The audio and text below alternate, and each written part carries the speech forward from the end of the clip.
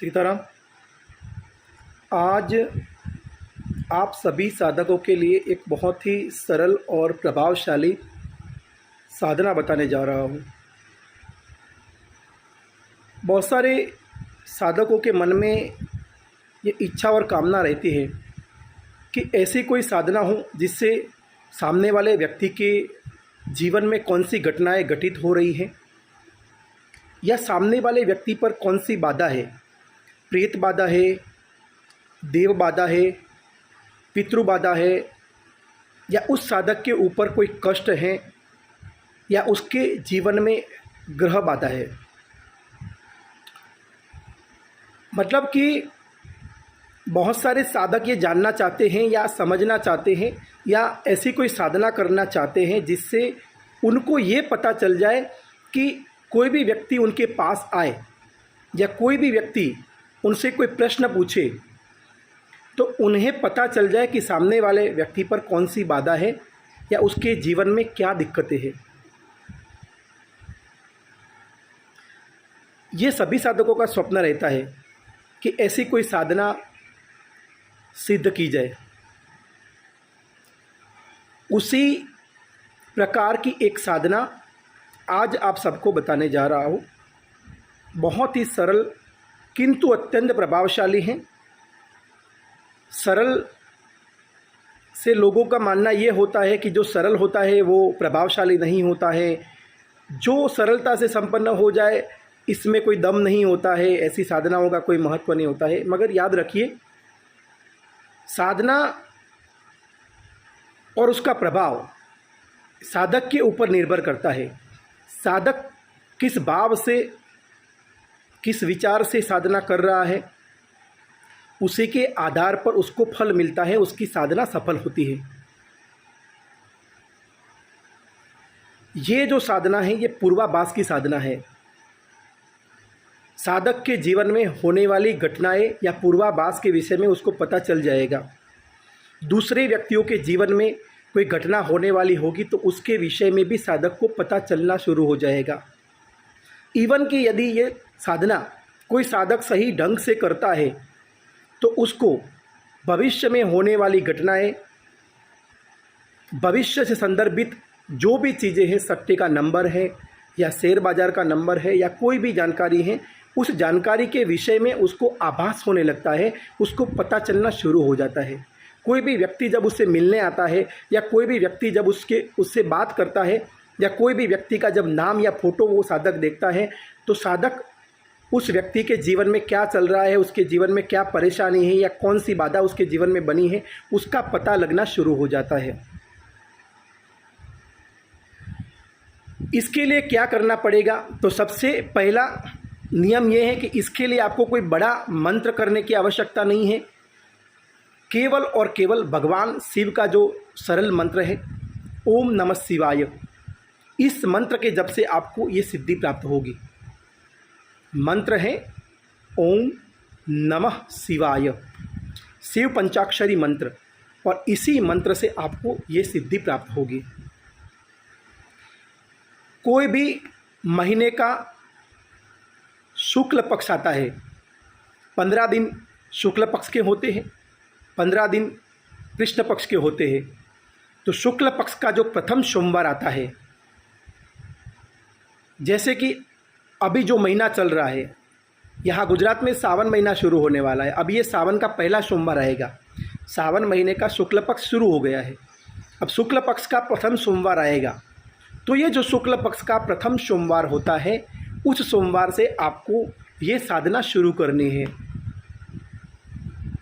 साधना के लिए आपको तांबे का एक लोटा चाहिए और सिर्फ 2 अगरबत्ती चाहिए। आपको सुबह ब्रह्म मुहूर्त में उठना है, 4 बजे के आसपास करीब उठ जाइए और उठने के बाद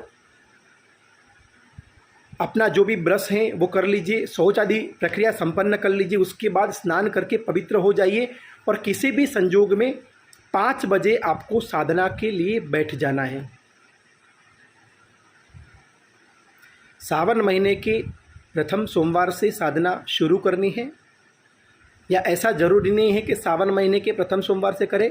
किसी भी महीने का शुक्ल पक्ष का जो प्रथम सोमवार होता है उस सोमवार से ये साधना शुरू करनी है।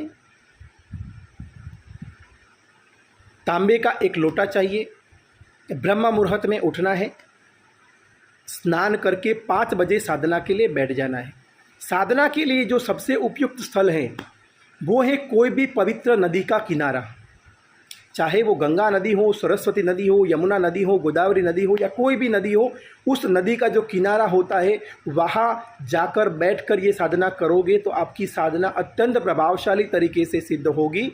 यदि आपके पास ऐसा कोई नदी नहीं है, ऐसा कोई नदी का किनारा नहीं है जहाँ बैठकर आप साधना कर सकते हो, तो अपने घर की जो छत होती है उस छत पे जाकर आप साधना संपन्न कर सकते हो। छत यानी कि घर का ऊपर वाला भाग जहाँ टेरेस बोलते हैं, तो टेरेस पर जाकर भी आप ये साधना संपन्न कर सकते हैं। क्या करना है, तांबे के लोटे में स्वच्छ जल भर लीजिए और उसमें 2 या 5 बूंद शुद्ध गंगा जल के डाल लीजिए। यदि गंगा जल नहीं है तो गुलाब जल के 5 बूंद उसमें डाल दीजिए। अब आपको पूर्व दिशा की ओर मुंह करके एक आसन लेकर बैठ जाना है। आसन ऊन का होना चाहिए। ऊन का आसन लेकर आपको बैठ जाना है। पूर्व दिशा की ओर आपका मुंह होना चाहिए। अपने सामने तांबे का लोटा भर के रखिए और उसके पास में आपको 2 अगरबत्ती जलानी है। सर्वप्रथम भगवान श्री गणेश जी का स्मरण करिए, उसके बाद श्री गुरुदेव का स्मरण करिए, फिर इष्ट देवता का स्मरण करिए, स्थान देवता, कुल देवी देवता और सभी देवी देवताओं का स्मरण करिए और भगवान शिव का स्मरण करिए, माँ भगवती पार्वती का स्मरण करिए और उनसे प्रार्थना करिए कि आज से मैं आपकी ये साधना करने जा रहा हूँ। इस साधना के माध्यम से मेरी देखने की क्षमता खुल जाए, लोगों के विषय में जो जानकारी मुझे चाहिए वो जानकारी मुझे प्राप्त होना शुरू हो जाए। आप चाहे तो प्रार्थना की जगह संकल्प भी ले सकते हो। देखो, प्रार्थना और संकल्प में बहुत अंतर नहीं है, मगर कभी कभी संकल्प आपकी मनोदशा को और ज़्यादा दृढ़ कर देता है, इसीलिए संकल्प का विधान दिया गया है। तो आप संकल्प ले सकते हैं। संकल्प क्या लेना है कि मैं इस नाम का, इस गोत्र का व्यक्ति आज ये संकल्प लेता हूँ कि भगवान सदाशिव का ये जो पंचाक्षरी मंत्र है ओम नमः शिवाय, उसका मैं 90 दिन तक या 3 महीने तक लगातार नियमित रूप से 2 घंटे तक जप करूँगा या 100 माला जप करूँगा। ऐसा एक संकल्प लेकर और लास्ट में बोलना है कि इसके माध्यम से मेरी पूर्वाभास की शक्ति खुल जाए, मेरे देखने की दृष्टि खुल जाए और मनुष्य के जीवन में होने वाली घटनाएं और किसी व्यक्ति के ऊपर कौन सी बाधाएं हैं, कष्ट हैं, पीड़ा है, उसके विषय में मुझे पता चलना शुरू हो जाए। ऐसा संकल्प बोल के वो जल ज़मीन पर छोड़ देना होता है। चाहे संकल्प लें या भगवान शिव से आप ये प्रार्थना भी कर सकते हो कि भगवान शिव, मैं ये साधना इस कार्य हेतु कर रहा हूँ, ये सिद्धि प्राप्त हेतु कर रहा हूँ। अब अपने सामने आपने तांबे के लोटे में जल भर लिया, उनका एक आसन ले लिया, उनके आसन पर आप बैठ गए, पूर्व दिशा की ओर मुँह करके सामने 2 अगरबत्ती जला दिया, सभी देवी देवता को याद कर लिया। उसके बाद आपको, यदि आप नदी के किनारे बैठे हो तो नदी का जो किनारा होता है वहाँ से आसन पर बैठे बैठे 2 अगरबत्ती जलानी है, तांबे का लोटा बाजू में रखना, नदी को देखते हुए, नदी की जो लहरें होती है या नदी का जो पानी होता है उस पानी को देखते हुए आपको ज्ञान मुद्रा बनाकर, ये जो ज्ञान मुद्रा है दोनों घुटनों पर ये रखते हुए ज्ञान मुद्रा बनाकर आपको कम से कम 2 घंटे तक वहाँ बैठे बैठे ओम नमः शिवाय मंत्र का जप करना है। पंचाक्षरी मंत्र का आपको 2 घंटे तक जप करना है। ओम नमः शिवाय, ओम नमः शिवाय, ओम नमः शिवाय। इस प्रकार से गंगा का जो पानी होता है या जो भी नदी है उसका जो पानी होता है, उसकी जो लहरें होती है, उसको देखते हुए ये जप करना है। यदि आप अपने घर पे ये साधना कर रहे हो, अपने टेरेस पर ये साधना कर रहे हो, तो आपको कोई पानी को नहीं देखना है। अपनी दोनों आंखें बंद करके आज्ञा चक्र में ध्यान रखते हुए या तो 100 माला या 2 घंटे तक आपको ओम नमः शिवाय मंत्र का जप करना है। ये प्रक्रिया लगातार आपको 3 महीने तक करनी है। अब कोई बोलेगा कि 3 महीने के तक कौन कर सकता है, कहीं बाहर जाना हुआ, कोई कार्य से जाना हुआ, मैं 3 महीने तक नहीं कर सकता हूँ, मेरा परिवार है, मैं ये साधना संपन्न नहीं कर सकता हूँ। तो एक्सक्यूज सुनने के लिए साधनाएं नहीं की जाती है, या अपनी सुविधा के अनुसार साधनाएं नहीं की जाती है। साधना उसके हिसाब से होती है, उसके ढंग से होती है। यदि आप 3 महीने तक रोज़ की 100 माला जप अगर 3 महीने तक निरंतर करोगे तो विश्वास रखिए आपकी पूर्वाभास की शक्ति खुल जाएगी। केवल नियम है शुक्ल पक्ष के प्रथम सोमवार से साधना शुरू करनी है। दूसरा नियम है तांबे के लोटे का जल वहाँ रखना है, 2 अगरबत्ती जलानी है। चौथा नियम है पूर्व दिशा ही होनी चाहिए, और 5वां नियम है सुबह 5 बजे ही शुरू करना है। ये 5 नियमों का पालन करते हुए ओम नमः शिवाय मंत्र का 2 घंटे जप करो, या 100 माला जप, जो भी आपको अनुकूल हो। यदि 100 माला जप करते हो तो रुद्राक्ष की माला से जप करना है। यदि 2 घंटे तक जप करते हो तो माला की आवश्यकता नहीं है। आज्ञा ज्ञान मुद्रा बनाकर घुटनों पर रखते हुए, शरीर को टकटा रखते हुए, शांत चित्त से शरीर को जिस प्रकार से अनुकूल हो उस प्रकार से अनुकूलता बनाते हुए आपको 2 घंटे तक जप करना है। दोनों ही परिस्थितियां मैंने बता दी है। जब 2 घंटे जप हो जाएगा उसके बाद वो जल जो लोटे में रखा हुआ है वो जल लेना है और सूर्य नारायण को उस जल से अर्घ्य देना है। चाहे आप सूर्य भगवान का मंत्र बोलते हुए अर्घ्य दो, चाहे आप ओम नमः शिवाय मंत्र का जप करते हुए अर्घ्य दो, वो आपकी मर्जी है, मगर सूर्य नारायण भगवान को वो जल का अर्घ्य देना है। अगरबत्ती 2 जलानी है। साधना के दरमियान यदि अगरबत्ती बुझ जाती है, आप दूसरी अगरबत्ती जलाना चाहे तो आपकी मर्जी है, नहीं जलाना चाहे तो कोई दिक्कत नहीं है। सिर्फ 2 अगरबत्ती जलाई, उसके बाद नहीं जलाओगे तो कोई दिक्कत या परेशानी नहीं है। अन्य कोई ताम जाम नहीं है, कोई विशेष नियम नहीं है। आसन उनका मैंने बोल दिया है आपको। वस्त्र आपको जो अनुकूल हो वो आप पहन सकते हो। पवित्र होकर स्नान करके ही साधना शुरू करनी है, बिना स्नान के साधना नहीं करनी है। इस 3 महीने के दरमियान साधक के जो लक्षण होते हैं उस प्रकार के लक्षणों का पालन करना है। जितना हो सके कम बोलना है, जितना हो सके शांत चित्त रहना है, क्रोध नहीं करना है, किसी का अहित नहीं सोचना है, गालियाँ नहीं बोलनी है, झूठ नहीं बोलना है, चोरी नहीं करना है, व्यभिचार नहीं करना है, गलत कार्य नहीं करना है। ब्रह्मचर्य का पालन जितना हो सके उतना करिए। अपनी पत्नी के साथ अपना सुखपूर्वक जीवन आप जी सकते हैं, उसमें कोई कष्ट और बाधा नहीं है, मगर जितना हो सके उतना ब्रह्मचर्य का पालन करिए।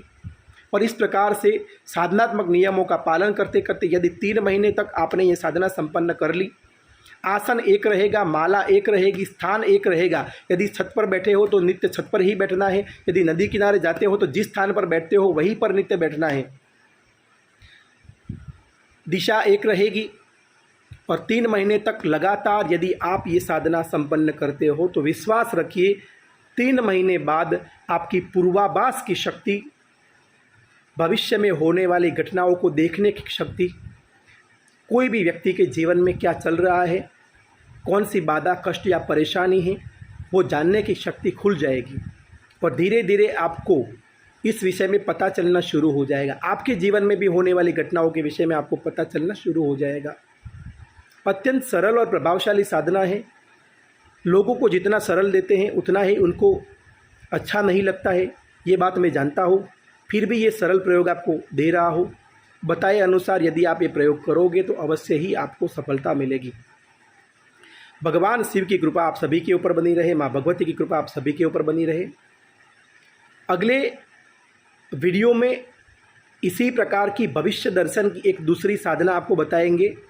जो आप बोल रहे हैं कि कोई ऐसी कठिन साधना बताओ, तो भगवान श्री हनुमान जी की एक कठिन साधना है, मगर वो भी भविष्य दर्शन की बहुत तीव्र साधना है।